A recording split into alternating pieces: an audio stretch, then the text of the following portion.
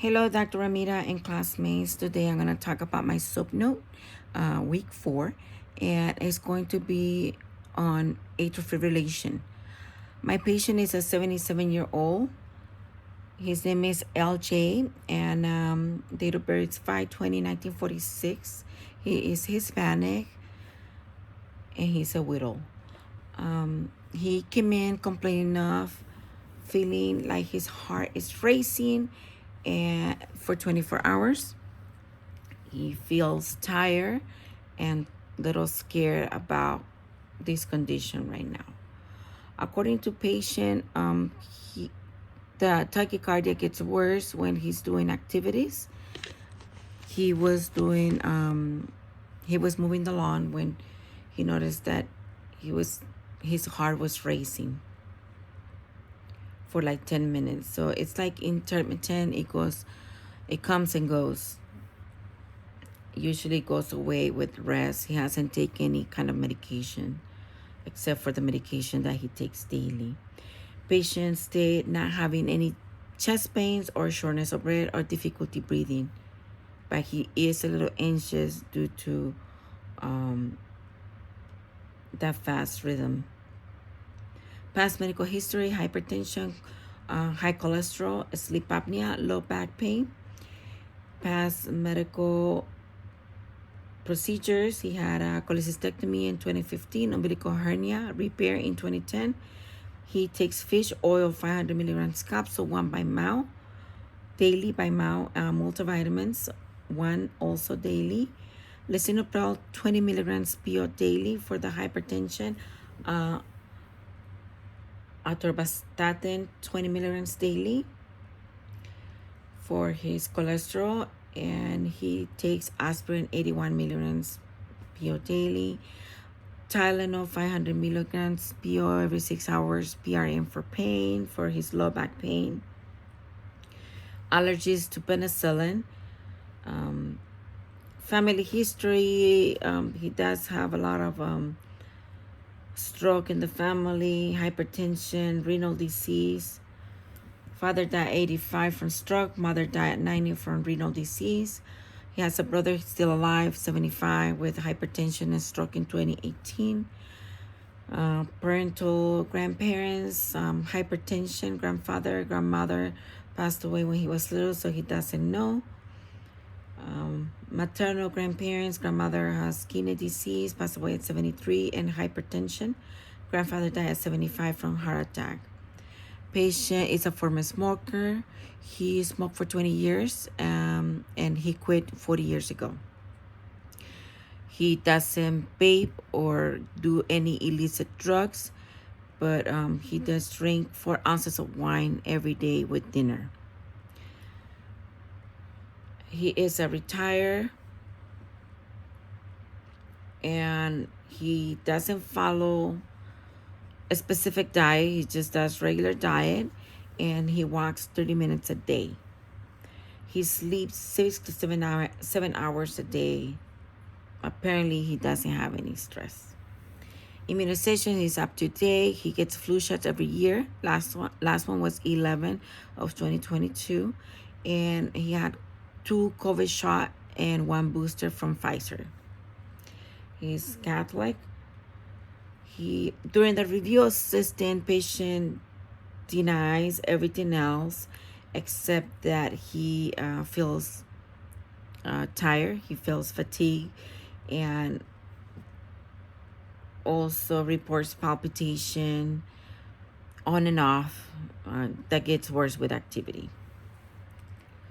Other than that, no other complaints, no shortness of breath, no dyspnea, no difficulty breathing.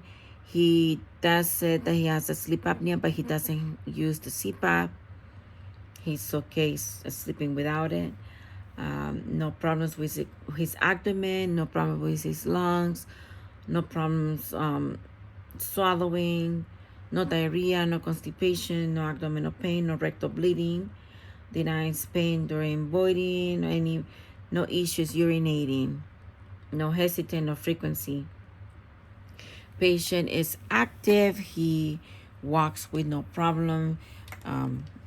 denies any problems with his upper and lower extremities except for the lower back pain. Denies any heat or cold intolerance, and denies food and or environmental allergies except for the medication allergies to penicillin. Denies any AC bruising or bleeding from the gums or any other place.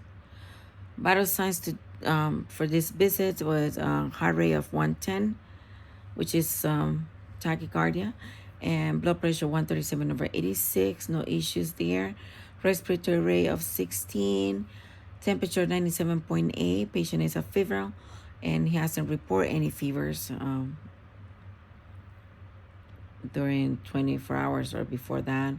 Respiratory rate, I said 16. He's on room air, saturated 99%. Denies any pain. Patient is 5'7". He's 177 pounds, and his BMI is 27.7, which puts him at an overweight.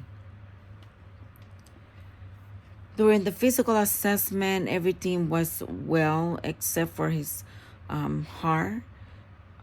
It was elevated. He sounded,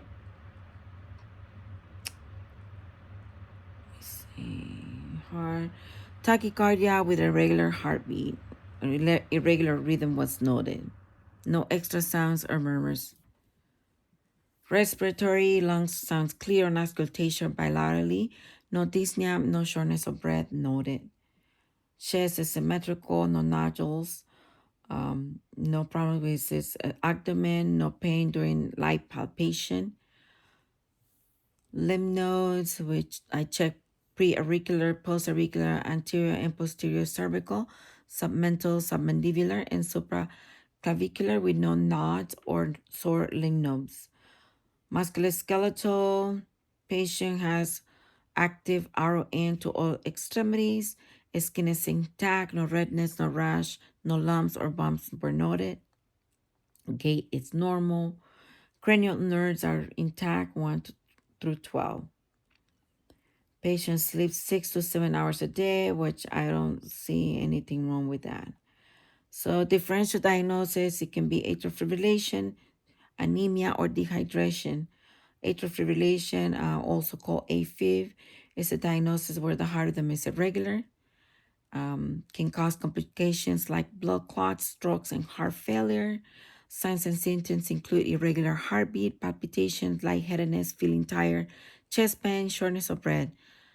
Some people might have symptoms. Some people will not show any symptoms or feel any symptoms at all. During this visit, the patient was we had to do an EKG, which show atrial fibrillation. So that's my primary diagnosis. If we didn't do the EKG, I might think that it could be anemia due to the low hemoglobin levels in the red blood cells. Patient might have symptoms of tachycardia because of the heart trying to compensate for the low oxygen. Feeling weak, tired, all those are signs and symptoms of anemia, which in this case, they kind of like mimic, atrial fibrillation. Feeling weak and tired, palpitation, regular heartbeat, skin pallor. Another one, differential diagnosis would be dehydration. When the patients are dehydrated, heart rate can go up, trying to compensate also for the lack of circulation, the lack of blood and fluid in the body.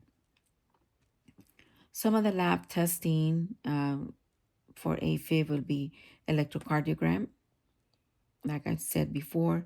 Also, if we don't know that the patient is having AFib, we can also do TSH, trying to see if thyroid gland is working properly and there's no malfunction. Another one will be CMP, trying to check for electrolytes, making sure that the patient is not having an actual dehydration, causing the heart to do a fast beat.